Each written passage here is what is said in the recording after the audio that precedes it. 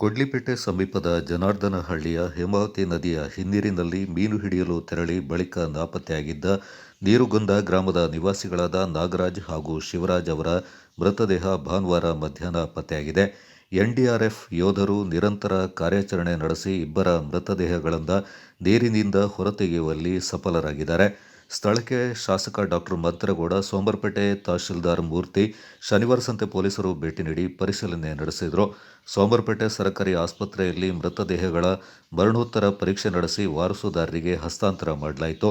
ಸ್ಥಳದಲ್ಲಿ ಹಾಜರಿದ್ದ ಮೃತರ ಕುಟುಂಬಕ್ಕೆ ಶಾಸಕ ಡಾ. ಮಂತ್ರಗೌಡ, ತಹಶೀಲ್ದಾರ್ ಮೂರ್ತಿ ಅವರು ಸಾಂತ್ವನ ಹೇಳಿದರು. ಗುರುವಾರ ರಾತ್ರಿ ಶಿವರಾಜ್ ಹಾಗೂ ನಾಗರಾಜ್ ಅವರು ಮೀನು ಹಿಡಿಯಲು ನದಿಗೆ ತೆರಳಿದ್ರು. ತಡರಾತ್ರಿಯಾದರೂ ಇಬ್ಬರೂ ಮನೆಗೆ ಮರಳಲಿಲ್ಲ. ಈ ಹಿನ್ನೆಲೆಯಲ್ಲಿ ಕುಟುಂಬಸ್ಥರು ಹಿನ್ನೀರು ಪ್ರದೇಶಕ್ಕೆ ತೆರಳಿದ ಸಂದರ್ಭ ನದಿ ದಡದಲ್ಲಿ ರೈನ್ಕೋಟ್, ಮೀನು ಹಿಡಿಯುವ ಬಲೆ ಇರುವ ಒಂದು ಚೀಲ ಹಾಗೂ ಒಬ್ಬರ ಚಪ್ಪಲಿ ಮಾತ್ರವೇ ಪತ್ತೆಯಾಗಿತ್ತು.